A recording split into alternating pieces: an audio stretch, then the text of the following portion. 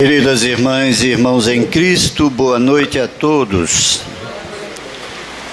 Hoje é a nossa reunião de perguntas e respostas, não é? Dentro do possível, vamos respondendo.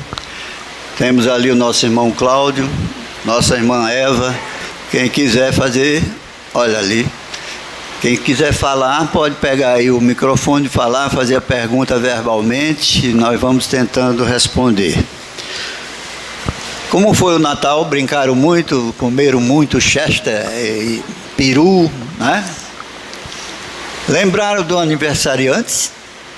Lembraram mesmo? Quem foi que fez o evangelho nesse dia? 1, 2, bonito para vocês, hein? Depois vem para casa espírita pedir ajuda, não lembra do aniversariante? Mas é isso, todo ano o comércio, né? É exemplo também do Dia das Mães, né? Aquela que inventou o Dia das Mães arrependeu-se, né? Porque o comércio tomou conta. Então quem é pobre não pode presentear sua mãe. E Ana Jarvis, que foi a idealizadora, era dar um cravo branco, que era a flor preferida da sua mãe. Isso todo mundo pode dar, né? Então reparem como a gente distorce tudo, a gente vai fazendo comércio, e é preciso que a gente pare um pouco e pense no sacrifício daquele que aqui veio, revestiu-se de um corpo material, o maior espírito que já pisou este orbe, Jesus, e que só deixou ensinamentos maravilhosos. É preciso que cada um faça a sua parte, para que Ele nos ajude, porque nós fomos criados para chegar até Ele. Então vamos fazer a nossa prece inicial, elevando mais uma vez, de olhos fechados, aquele que aqui veio, aquele que aqui está, o Mestre dos Mestres Jesus, e a Ele solicitemos: Jesus amigo, caminho, verdade e vida para Deus. Mais uma vez aqui estamos unidos e reunidos em Teu nome. E mais uma vez recordamos que um dia dissestes: quando 2 ou mais pessoas reunidas estiverem em meu nome, aí eu estarei. É com esta certeza, Senhor, que estás dentre nós, que te pedimos que supra as nossas limitações, as nossas imperfeições, e nos auxilie a auxiliar aqueles que aqui se encontram, encarnados e desencarnados. Com a certeza de que nada nos faltará, pedimos a Tua permissão para iniciar os trabalhos desta noite, gozando da plenitude de Tua santa e divina paz. Que assim seja. Não tenho nenhuma pergunta aqui. Chegou, minha filha? Muito bem, vamos ver. Quais os planos imediatos na vida pós-desencarnação? O que é o umbral? Bom, vamos por etapas. Cada um de nós tem um progresso alcançado ou está estacionado. Então, cada um, hoje eu sempre falo isso aqui, está construindo o seu amanhã. O que é isso? É ter a orientação de que nós somos ainda imperfeitos, nós temos vícios, e que esses vícios nos impedem de chegar mais rapidamente àquele que nos criou, que é Deus. Então, o bom emprego da inteligência do nosso livre-arbítrio nos favorece para galgarmos locais mais elevados do que este plano terra em que habitamos. A terra ainda é um plano de expiações e de provas, o que quer dizer que o mal ainda impera, supera o bem. Eu sempre falo que tecnologicamente nós estamos muito bem, não é? é internet, é tablet, é tanta coisa que moderna, a gente conversa, né? Conversa até demais, porque tem gente que nem conversa mais com o outro, fala pelo tablet, pelo WhatsApp, pelo não sei o quê, e não conversa, a família não se une mais, um conversando com o outro, olho no olho, né?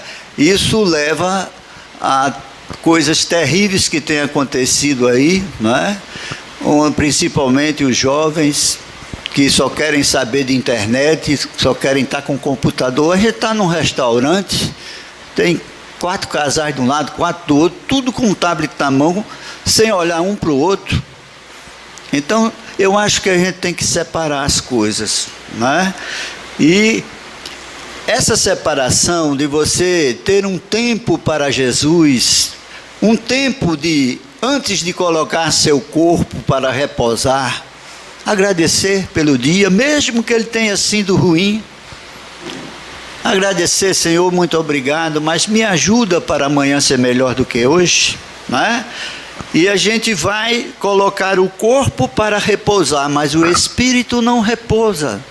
Ele continuará em atividade.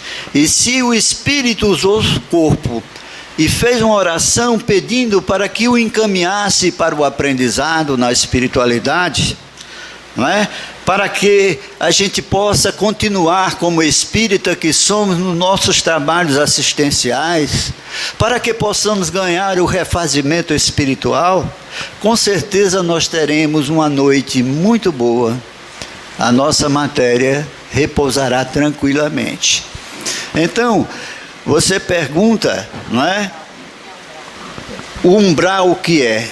É o local aonde os espíritos mais devedores vão para lá. E muitos, como André Luiz, não é? Quem já leu o livro Nosso Lar? Quem leu o livro Nosso Lar?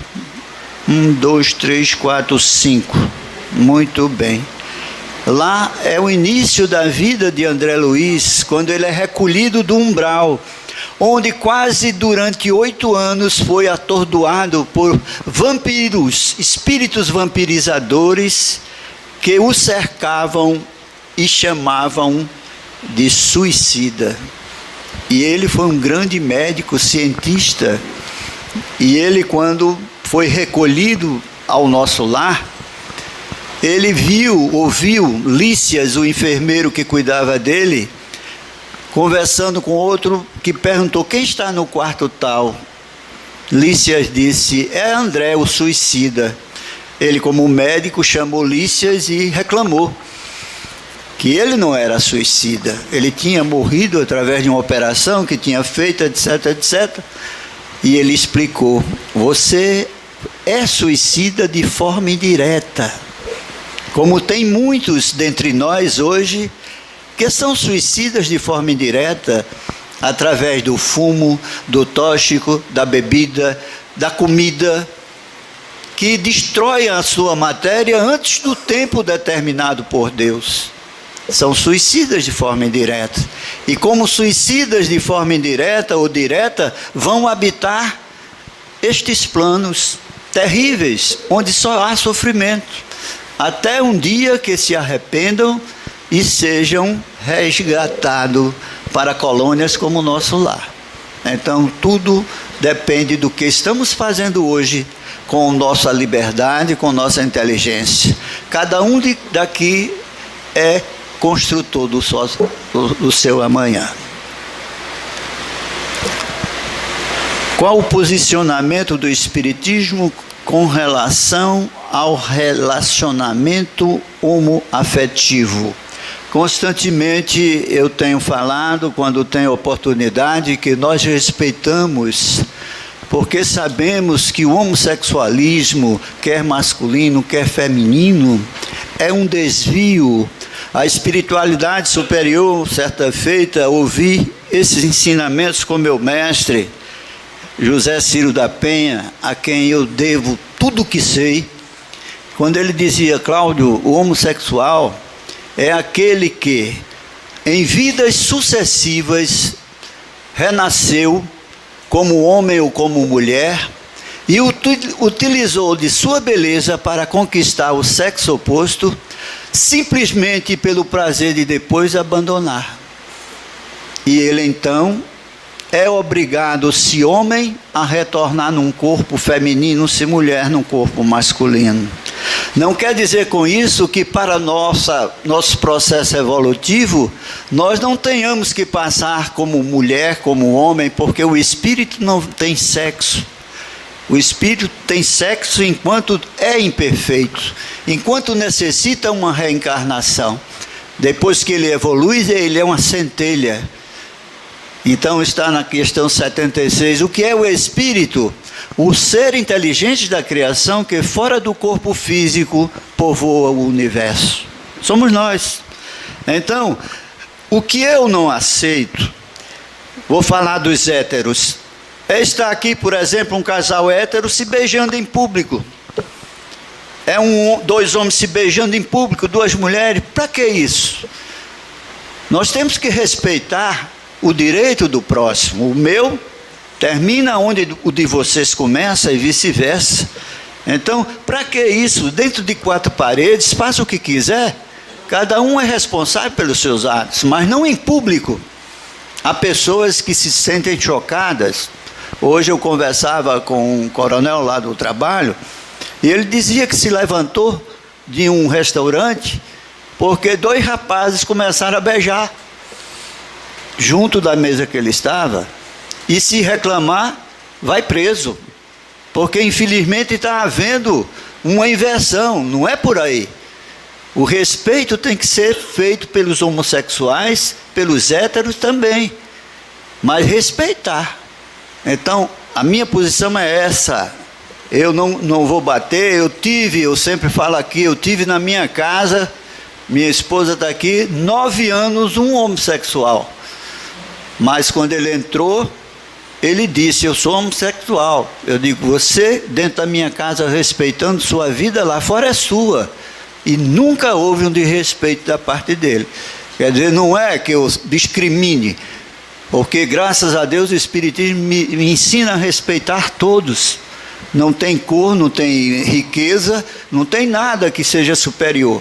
O ser humano é o filho de Deus, a filha de Deus. Então, como tal, todos nós erramos, ninguém é perfeito. Agora, fazer de uma imperfeição, de um desvio, uma coisa normal, para mim o erro está aí. Como a doutrina espírita interpreta os sonhos? No Livro dos Espíritos, no capítulo dos sonhos, diz o seguinte: no processo do sono, nós nos libertamos parcialmente da nossa matéria e vamos de encontro aonde a nossa mente está ligada. Então, nesse processo de libertação parcial do espírito da sua matéria, ele pode ir ao presente, ao passado e até ao futuro, depende do seu grau evolutivo.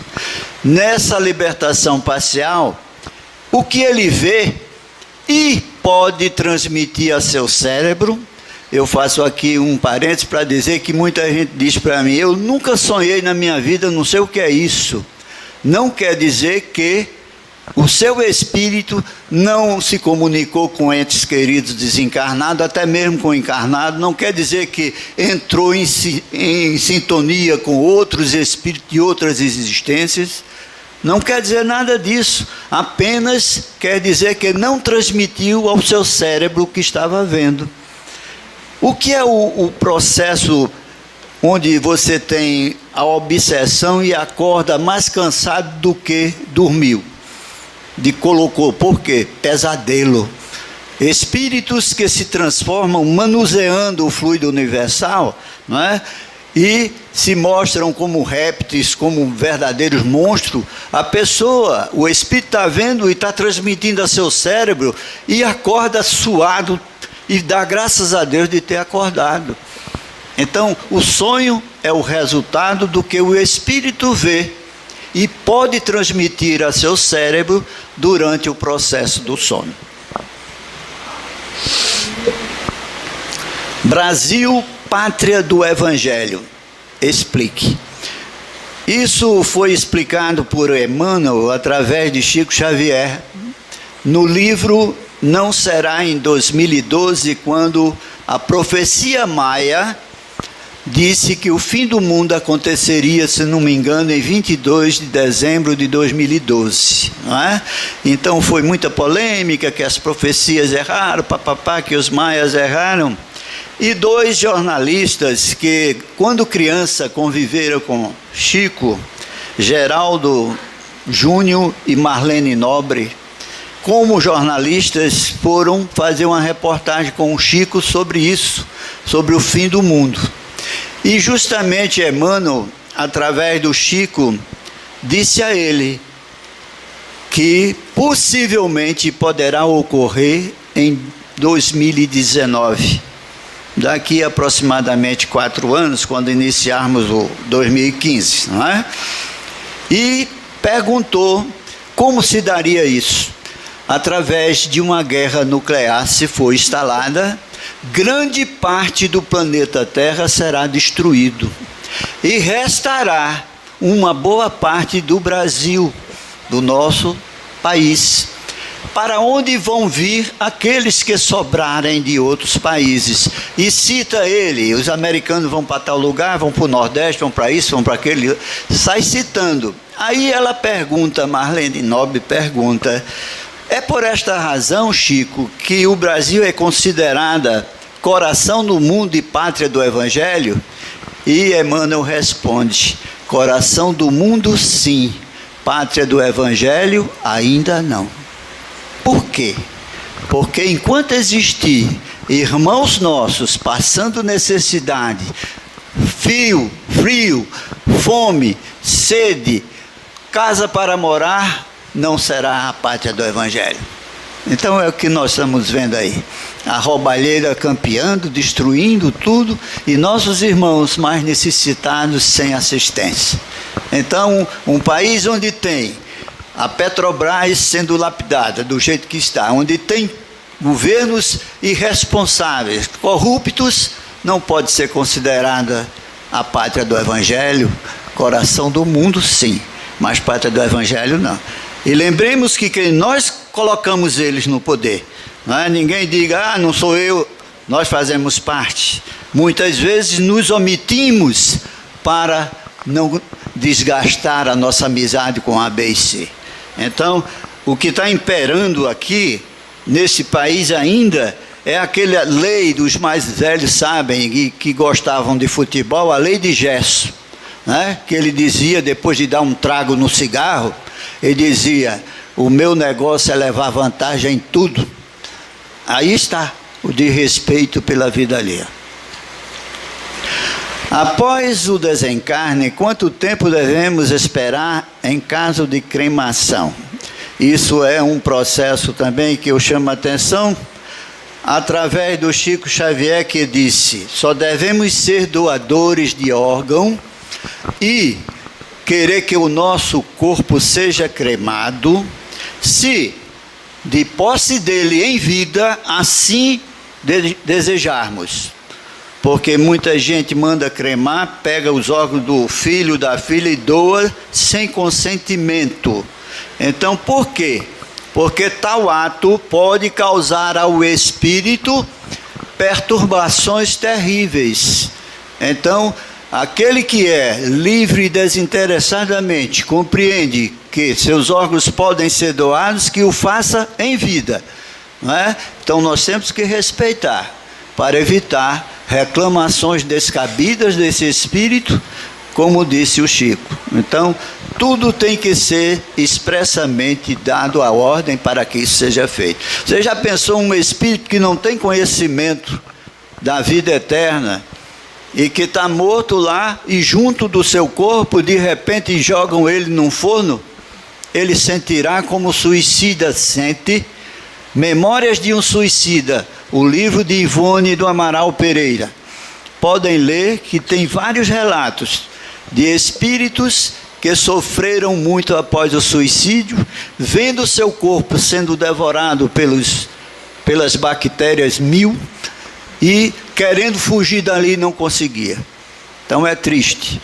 Então vejam, são coisas que a gente aprende com a doutrina espírita, de que cada um é um ser pensante e responsável pelos seus atos. Eu.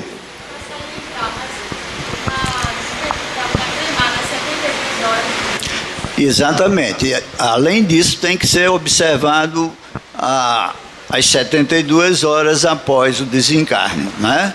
Mas mesmo assim, se ele não é o doador, se ele não quer, ele estará ali junto, sentindo toda a dor que pode causar na sua matéria, ok? Interessante a pergunta de Lili. Num acidente aéreo, onde várias pessoas morrem ao mesmo tempo, esses espíritos tinham dívidas comuns no passado? Tinham necessariamente... O que é aqui? Ligação entre eles. Olha, eu volto a lembrar o nosso irmão Ciro, que quando um circo no Rio de Janeiro pegou fogo e morreu várias pessoas, né? Ele recebeu uma psicografia, foi feita através dele, onde dizia que nem todos que ali morreram, desencarnaram, eram devedores, mas a grande maioria, sim, eram devedores, e tem esses desencarnes coletivos, onde levam para os umbrais, não é? Aqueles que têm dívidas parecidas, semelhantes.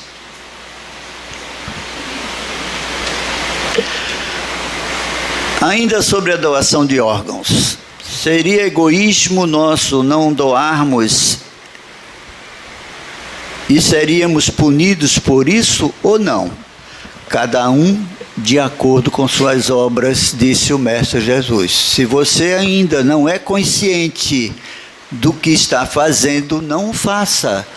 Ninguém tem conhecimento. Muitos chegam na doutrina espírita, passam anos e não são espírita.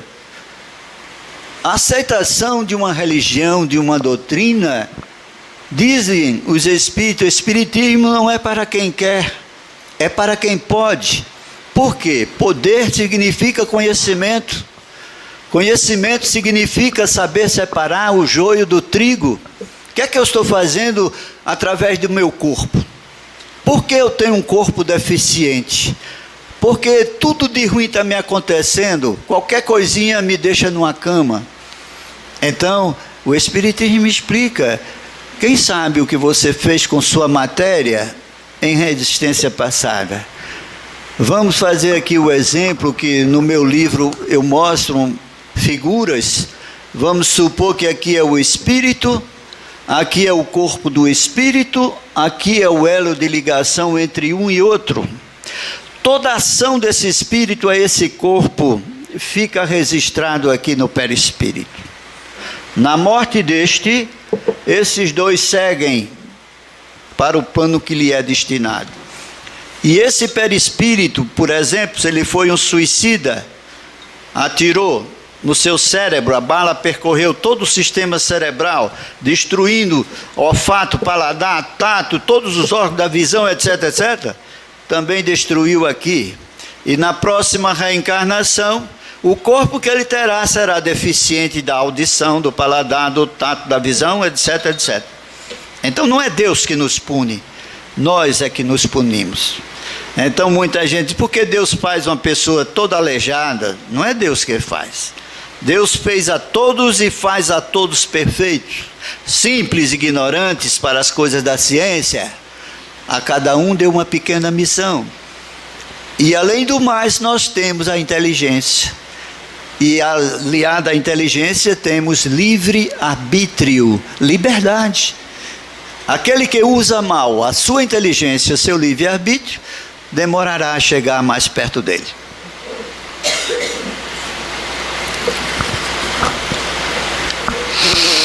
O que fazer para parar de ver vultos e escutar vozes? Que bom!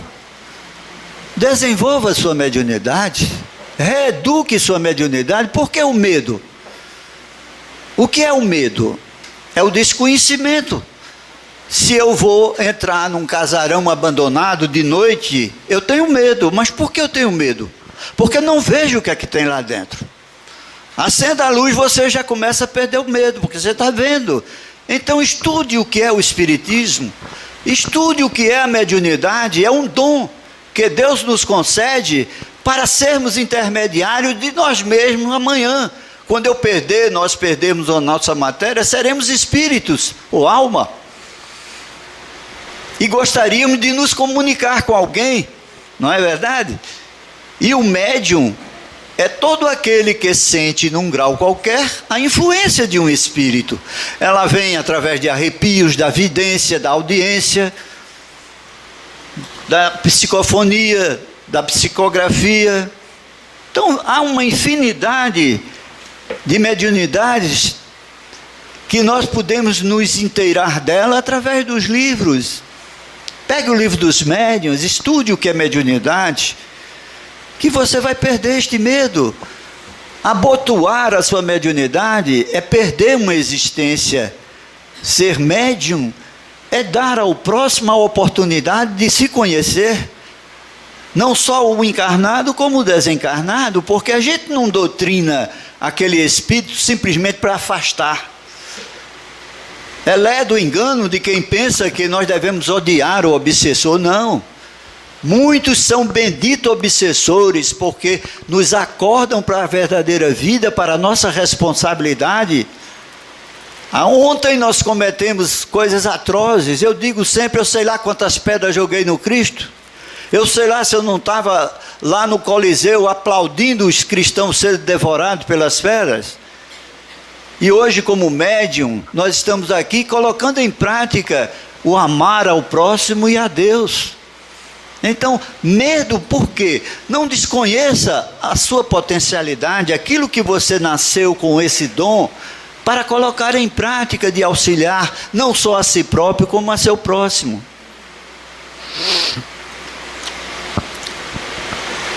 O que é o Espiritismo? O Espiritismo é uma doutrina que estuda a natureza, a origem e o nosso destino, como também o nosso relacionamento fora do corpo físico, através dos médiuns. É uma trilogia onde se começa filosoficamente conhecendo os porquês da vida. Quanta gente boa, honesta, direita, chega para mim e diz: Cláudio, porque eu sofro tanto, não faço mal a ninguém, e tudo de ruim está me acontecendo. Nós não temos só uma existência, nós temos uma única vida, e várias existências, tantas quantas necessário o nosso desenvolvimento. Então, graças a Deus, quando nós reencarnamos, Deus permite que esqueçamos o que praticamos em vidas passadas. Eu olho aqui para Sara, aí vejo que Sara destruiu minha vida. Se eu tivesse esse conhecimento, pulava no pescoço dela, né? Ou ela no meu. Então o esquecimento leva para que nós possamos reencarnar como filho, como filha dos nossos algozes, ou que nós fomos dele. E muitas vezes numa só reencarnação termina um matando o outro, filho mata pai, pai mata filho, etc. Vocês têm visto aí pela mídia, né? Crimes terríveis de uma mãe que premedita a morte do seu filho, da sua filha e vice-versa. Mas sempre terão novas oportunidades para exercitar o perdão pelo esquecimento. Então, como acontece essa rejeição? Porque no processo do sono, o espírito liberta-se parcialmente da matéria, como eu disse, encontra um espírito que conviveu com ele na vida passada e diz para ele: tu sabe quem é teu pai e tua mãe hoje? É aquele camarada que tirou tua vida. Aí ele já transmitiu ao cérebro e já começa a animosidade, já começa a responder ao pai ou à mãe, ou a ambos, e começa aquela malquerência, termina em vias de fatos.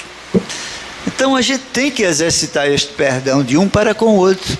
Quantas pessoas vê outra pela primeira vez e se arrepia como gato vê cachorro? É verdade. Não bate o magnetismo de um com o outro, mas em vez de se afastar, se aproxime, vença isso. Outras não, você vê pela primeira vez, se sente bem, maravilhosamente bem, quer sempre estar com aquela pessoa. Então, para tudo a gente tem uma orientação dentro da doutrina. Então vamos pelaquela que é amar a Deus e ao próximo como a nós mesmos. Nossos relacionamentos atuais têm a ver com vidas passadas? Com certeza, poderão ser, sim. Nada acontece por um acaso. Muitos de nós estamos reencarnando na mesma família pelos laços espirituais. Existem dois laços. Os consanguíneos, que é o laço do sangue, onde um pode até eliminar o outro, e os laços espirituais do verdadeiro amor. Quem lê o nosso lar, os mensageiros missionários da luz, vê a preparação desses espíritos quando vão reencarnar. Os laços espirituais estão sempre ali orientando, dando força. Quando podem, aparecem no sonho para conversar, para orientar. Então é preciso que a gente comece a separar o joio do trigo e entrando no laço do amor, que é o laço espiritual verdadeiro. Tem ainda aqui, todos os meus relacionamentos, a pessoa é sempre da mesma data de nascimento, ou mesmo mês, 12 de outubro, dia da criança. Muito bem. Já estou com medo, e olha que eu já tenho 40 anos. Eu já vi gente de 90 correr de qualquer coisa. Mas o medo, volto a repetir, chama-se desconhecimento. Coincidências existem. E se elas estão ocorrendo gradativamente, tem um sentido. Não para ter medo. Não para ficar, isso é coisa do Satanás, isso é coisa... Não, gente. Vamos esquecer isso. Quem sabe se ali não está espíritos que conviveram conosco na mesma família e se identificam conosco. Então é uma bobagem ter medo.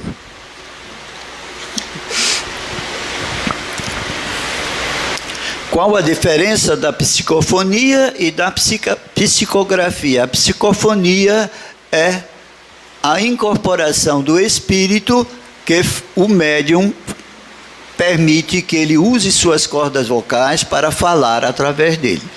A psicografia é da tomada do lápis ou da caneta e faz a escrita, não é? Dando mensagem, fazendo sempre orientações ou coisas que podem ser mistificações, não é? Nem todo espírito que pega um médium pode ser considerado bom. Nós, uma vez, eu e Ciro, quase que levamos uma cadeirada na cabeça, porque tinha até um médium, era uma mulher, que estava escrevendo e assinando que era Jesus Cristo. Então, Ciro olhou e viu que era um espírito de um padre e o desmascarou. Ele imediatamente pegou a cadeira e partiu para cima da gente. Então vejam, nós aprendemos assim. Há espíritos mistificadores, brincalhões, que pegam um médium e fazem o que quer, desde que ele não tenha a devida preparação. Porque um médium que chega aqui incorporando, não vai logo incorporar espírito, não. Ele passa pelo desenvolvimento, ele passa pelo estudo, até estar apto a ir para a reunião de desobsessão. Porque médium, podemos dizer, somos todos nós.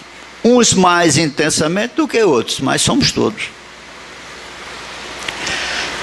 Gostaria de saber se quando você bebe alcoólicos, os espíritos obsessores se aproximam de nós e nos faz cometer coisas erradas. E como? André Luiz, porque, olha, não é por acaso que eu trouxe aqui, eu vou tentar mostrar aqui, e depois quem quiser ver de perto vai ver.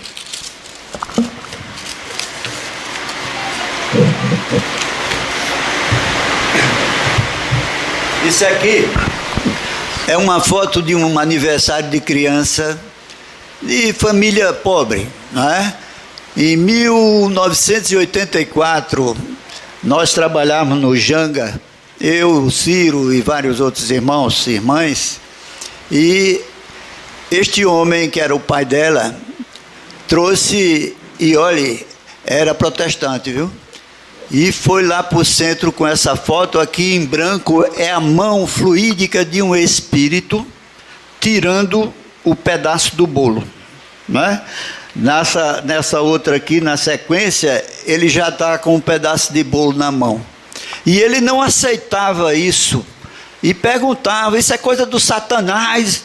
E o Ciro explicou a ele que fluidicamente os espíritos que estão lá e permanecem ao redor da terra, têm fome, têm sede, quer fazer sexo e outras coisas mais que fazia quando tinha seu corpo físico, aproveitando-se de um médium que existir, aonde ele estiver, que não sabe que é médium de efeito físico, e faz isso. Fluidicamente, ele está se alimentando. Quando nós bebemos, você tiver evidência, olhar uma mesa de bar, tem 4, 6 pessoas, muitas vezes você vê 16, cada um está com 2, 3, bebendo também. Eu, no início, antes de ser espírita kardecista, eu frequentei terreiro. Eu via um médium, que se chamava o Pai de Santo, tomar 3, 4 garrafas de pitu e não ficava bêbado, e eu não acreditava naquilo. E Ciro disse para mim: Cláudio, veja que o médium, e é pitu mesmo, quando a gente cheirava era cachaça, da pura, mas fluidicamente o espírito está absorvendo do órgão do médium, por isso que ele não fica tonto. André Luiz, no seu aprendizado, levaram ele para um prédio na cidade, e lá estava um espírito com a perna no muro, assim, na entrada, e chega um rapaz, entra, aí o espírito atrás dele, sobe no elevador, e ele estava no aprendizado. Aí ele é orientado que observe, quando ele entrar no apartamento, o que é que ele vai fazer. A primeira coisa que ele fez foi tirar o paletó, botou na cadeira, foi no bar, pegou a garrafa de uísque, fez uma dose, pá, o espírito imediatamente com ele bebendo. Então, quando a gente tem um vício que quer deixar, por que é tão difícil? Porque aqueles que bebem, que fumam, que tomam tóxico através da gente, que comem, eles sintonizam por afinidade com aqueles que têm seu vício. E vão querer incentivar cada vez mais que beba, que tome isso, tome aquilo, porque ele também está se locupletando. Nenhum espírito bota defeito aonde não existe, gente. Se você não é ciumenta ou ciumento, ele não vai fazer você brigar com sua esposa, com seu esposo, pelo ciúme. Mas ele se aproveita e muito daquele que você tem. Orgulho, vaidade, maledicência. Então, eles vão nos destruindo através das nossas imperfeições e dos nossos vícios. Quem não os tem? Então, vamos fechar a porta para eles. Ao mesmo tempo que o educamos, somos educados. Mas não? Bom, eu não tenho mais perguntas. Então, se alguém tiver dúvida daquilo que eu falei, ou alguma coisa, já temos tempo ainda demais, não é? Que queiram fazer pergunta verbalmente, pode ser feita. Não me pergunte o bicho que vai dar, nem a Mega Sena, mas o resto a gente tenta, né? Pois não, pode tirar o doutor, diga aí.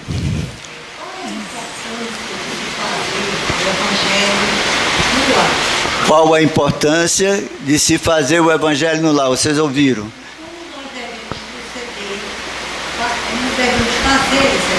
Muito boa a sua pergunta. Repare bem, o evangelho no lar é uma luz que nós acendemos no nosso lar. E essa luz não fica só no nosso lar. Se moramos num prédio, ela poderá se expandir a todo o prédio, a todo o bairro, dependendo da nossa mente. No processo em que nós estamos, quando 2 ou mais pessoas estão reunidas, eu falei aqui na oração inicial, aí estarão aqueles que são os espíritos que nos auxiliam, são nossos benfeitores, nossos guias, como queiram chamar. E Jesus está representado por eles. Eu utilizo aquilo que eu aprendi, eu uso um livro que é a preparação, a abertura, não é? Que chama-se Tua Casa, pelo Espírito Airtes, psicografia de João Nunes Maia. Ele fala desde o lar até tua mulher, teu esposo, teus filhos, teus amigos, e vai por aí fora. Cada capítulo deste livro é uma mensagem. Então, aquele que coordena, digamos assim, que inicia o trabalho, pega um livro, Pão Nosso também é outro livro muito bom para ler as mensagens que tem, não é? Minutos de Sabedoria, não é? É outro livro também muito bom para a gente ler a mensagem da esquerda, a mensagem da direita, não é? Não precisa comentar. Se tiver só o casal, põe 2 copinhos de café desse pequenininho, põe com água e pede na oração inicial para que ela seja fluidificada, para que cada um de nós possamos, após concluído o Evangelho, tomar nosso copinho. Se tiver 5 pessoas, dispõe na bandeja, cada copinho voltada para aquela pessoa que está na cadeira em frente, para que todos se beneficiem, pois não? Se a pessoa não tiver naquele momento na cadeira, você pode deixar... Pode. Ela estará fluidificada porque o seu pensamento está voltado para aquela pessoa, né? Me perguntaram também semana passada, não sei se deu tempo de eu responder. Quando eu estou viajando, eu posso fazer o Evangelho no lá onde eu estiver? Pode, gente. Pensamento é força. Onde nós estivermos, nós podemos levar o nosso pensamento aonde quisermos. Então, vamos fazer isso. Então, voltando, você então abre o Evangelho, que pode seguir capítulo 1 até o final, ou pode abrir aleatoriamente e ver qual é o ponto que cai, e pede a um dos participantes para fazer a leitura.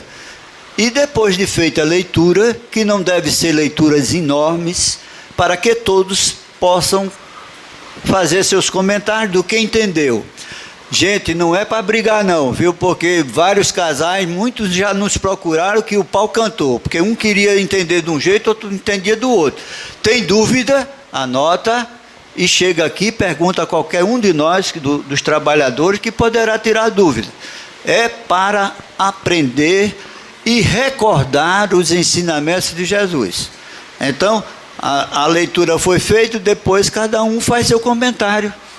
E cada comentário presta muito atenção ao que o outro está dizendo, você pode complementar, né?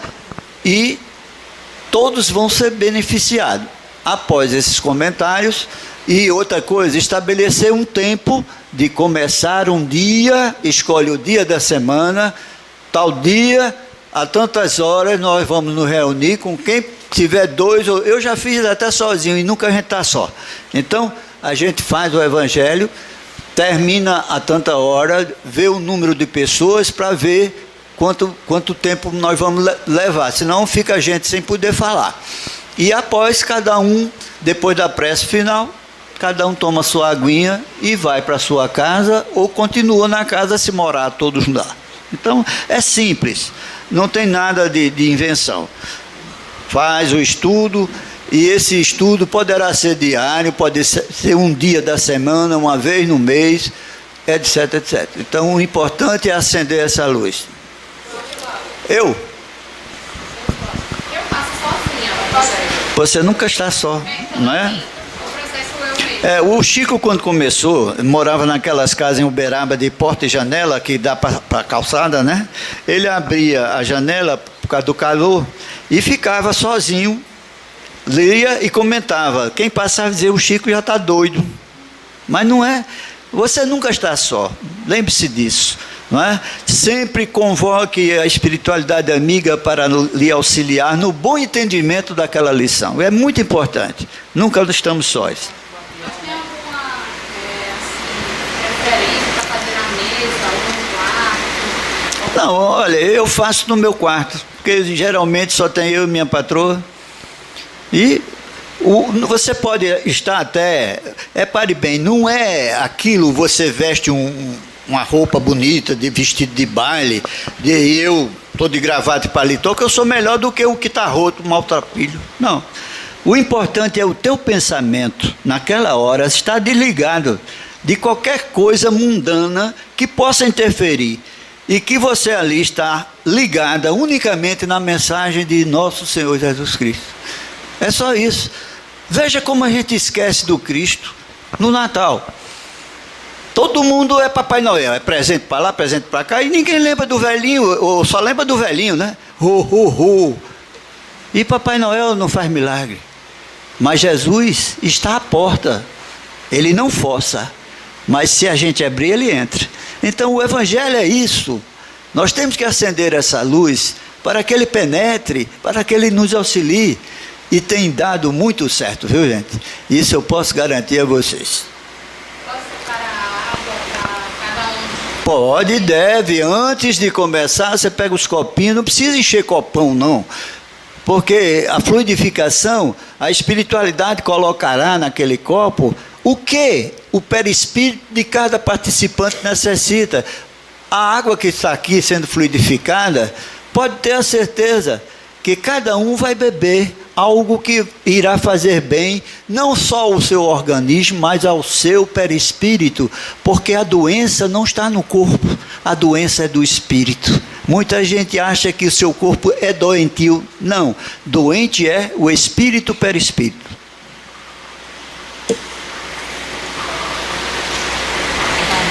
Uma pessoa pode frequentar 2 centros espíritas e pode fazer tratamento nos 2, trabalhar nos 2. Eu vou contar um fato que eu já contei aqui, mas tem muita gente que está talvez aqui pela primeira vez, não é? Lá no Ceará tinha uma senhora que me disseram, né? Cláudia, essa senhora, rapaz, é parada. Eu digo, o que é que ela tem? Pô, ela vai na quinta-feira, ela está aqui na casa espírita. No sábado está na igreja evangélica e no domingo na igreja católica. Eu digo, e é? É. Um belo dia eu estou na fila do passe coordenando, ela chega. Ô, dona fulana, tudo bem? Como vai a senhora? Eu disse, eu vou bem, meu filho. É verdade que a senhora faz isso na quinta? Ela disse, é, minha filha, quando eu morrer estou salva. Será que eu agora pergunto, é quantidade ou qualidade? Nada impede. Quando você dispõe de tempo, pode trabalhar em vários centros, por que não?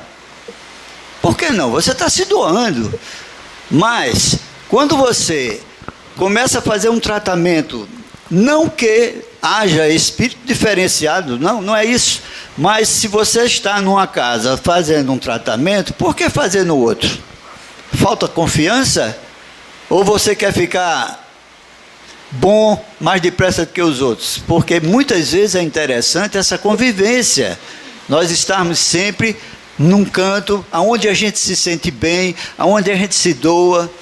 Então, eu prefiro fazer a qualidade acima de tudo. Então, é melhor dedicar-se somente a... Eu, infelizmente, eu digo isso, eu acompanho o Ciro desde que eu entrei na doutrina, infelizmente ele hoje está dodói, mas não pode, e ele sempre está presente aqui, em espírito, eu sei disso. Então, vejam, é uma coisa que a gente assimila, é a fé. Fé raciocinada, não é fanatismo. Eu não posso estar diariamente na casa espírita porque eu sou espírita. Eu tenho família, eu tenho filhos, eu tenho trabalho. Então, eu me dedico unicamente ao Manuel Quintão. Mas eu tenho palestras que eu faço durante a semana. Às vezes, eu me esquivo porque senão eu vou passar de segunda a segunda nas casas espíritas. Então, eu seleciono. Eu vou um dia, vou um mês depois e fico fazendo assim. Por quê? Eu estou dizendo gente, eu estou dando, não é dizendo que não faça, você se sente bem fazendo, faça, mas tenha a responsabilidade de fazer bem feito, de se dedicar agora. Tratamento eu acho que somente numa casa. Quanto tempo se faz necessário para o espírito sair do quê? Do braço, né? Não entendi essa palavra. Gente, tem a pena do velho, eu estou de óculos, mas não estou conseguindo.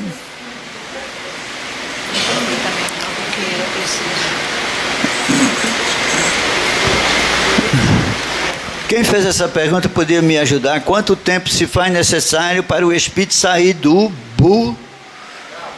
umbral, é? Oba! Tá certo. O que preciso para ajudá-lo? Oração. Não é? Digamos que ele desencarnou aos 50 anos, mas dado por Deus ele teria 80. A diferença é o tempo que ele vai necessitar. Então vejam, todos nós precisamos entender isso. A sementeira é livre, mas a colheita é obrigatória. Nenhum de nós pode dar fim ao corpo que nós temos em vida, que é o habitat do espírito durante o seu processo reencarnatório, e destruí-lo como quem destrói qualquer formigueiro. Então, a gente precisa entender isso. Se você abusou de algo que lhe fazia mal e desencarnou antes do tempo, esse tempo determinado por Deus, e uma coisa importantíssima também, o arrependimento sincero daquilo que foi feito. Qual a relação do Espiritismo com a Umbanda e o Candomblé? A Umbanda é a religião dos africanos e que tem muita relação com o Espiritismo, sim. Por quê? Nada cobra, dá de graça o que de graça todos os médiuns lá receberam, né? O Centro Tupiara, no Rio de Janeiro, é um manancial de auxílio aos que sofrem. Você faz a carta, manda, muitas operações são feitas e a pessoa fica boa, recupera a sua saúde, desde que mereça. Aonde há merecimento, em toda a religião pode atender. Então, o candomblé é o ritmo, né, onde tem muito sacrifício de animal, de coisa, eu não aconselho. Mas a Umbanda e Centro Tupiara é um exemplo onde há médiuns conscientes e responsáveis. Se você tem um relacionamento há algum tempo, mas por um não estar bem, tem a ver com algo do passado, ou é apenas questão de maturidade? Poderá ser uma coisa ou outra. Eu conheci um rapaz, foi colega meu de colégio, e que a namorada, a primeira coisa que fazia, quando começava a namorar, era convidar para ir para a praia, para ver o corpo. Então vejam a cabeça. Não, é sério. Porque muita gente casa com outro, homem e mulher, mulher com homem, pela beleza física, não é? E termina andando com burro na água. É diferente. Às vezes uma pessoa é gordinha, mas é uma pessoa boníssima, uma pessoa que vai te fazer feliz, é uma pessoa honesta. E outras que não são volúveis, que não estão nem aí para a família. Então, é preciso a gente separar sempre essa coisa. A verdadeira outra metade não vem assim da noite para o dia. Às vezes a gente se antecipa, escolhe pelos caminhos que eu já falei, beleza física, pela beleza financeira, e vai por aí afora. Bom, eu vou parar aqui, porque eu vou pedir a Ricardo para uma mensagem que essa irmã aqui enviou pelo WhatsApp, né? Vocês vão ter também o direito de ouvi-la e ver, é maravilhosa. Mas vamos aqui, sobre energias espíritas, cirurgias, muito obrigado. Como são realizadas? Olha, são realizadas por um médico que incorpora no médium e fluidicamente executa, porque, como eu disse, ele tira do perispírito, não do corpo somático da pessoa, o problema. Como nós aprendemos, a doença não se encontra no corpo físico, ela está no perispírito. Então, é assim que funciona, e você não sente nada, não é? Eu vi o falecido Edson Queiroz, que incorporava Dr. Fritz, né? cortar seios. Eu participava como... estava ali vendo, né? Eu ia com minha esposa e vi coisas maravilhosas. E a pessoa não dava nem um ai. Então, mas para isso precisa olhar que médium está se intitulando, que está recebendo tal ou qual espírito. Essa responsabilidade é muito importante. Antes de passar a prece para nossa irmã Ceissa, vamos ver aqui, cadê o meu amigo? Vejam que mensagem maravilhosa, gente.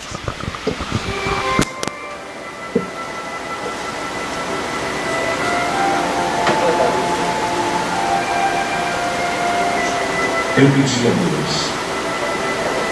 pedi a Deus para retirar os meus vícios. E Deus disse: não, eles não são para eu tirar, mas para você desistir deles. Eu pedi a Deus para completar meu corpo.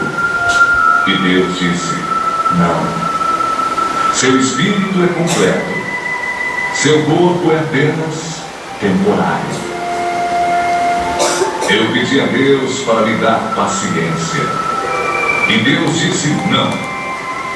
Paciência é um subproduto das tribulações.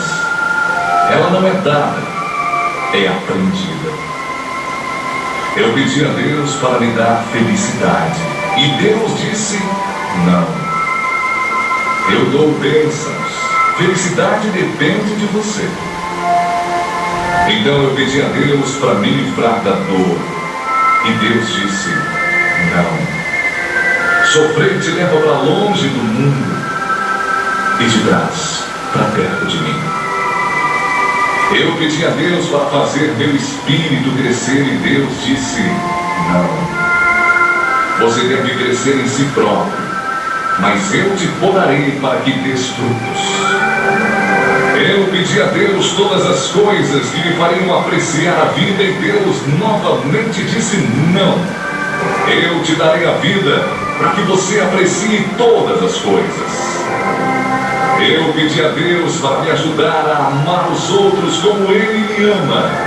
E Deus disse: ah, finalmente você entendeu a ideia. Este dia é seu. Não o lance fora. Não esqueça que Deus te ama. Deus vai te abençoar sempre. Para o mundo, você pode ser uma pessoa, mas para uma pessoa você pode ser o mundo. Não julgue para não ser julgado. Entenda o que ocorre ao teu redor e assim será abençoado.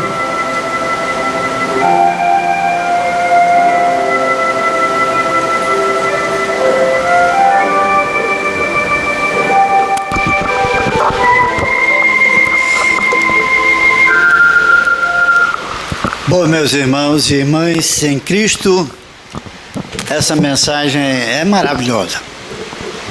Mas antes de passar a palavra a Ceissa para a prece final, eu queria de coração desejar a todos vocês, diz o ditado, ano novo, vida nova. Que seja realmente uma vida nova.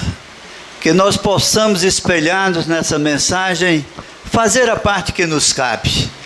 Fazer uso da nossa inteligência, do nosso livre-arbítrio, para que não tenhamos que ouvir tanto não, para que possamos amanhã sermos melhores do que hoje. Muita paz.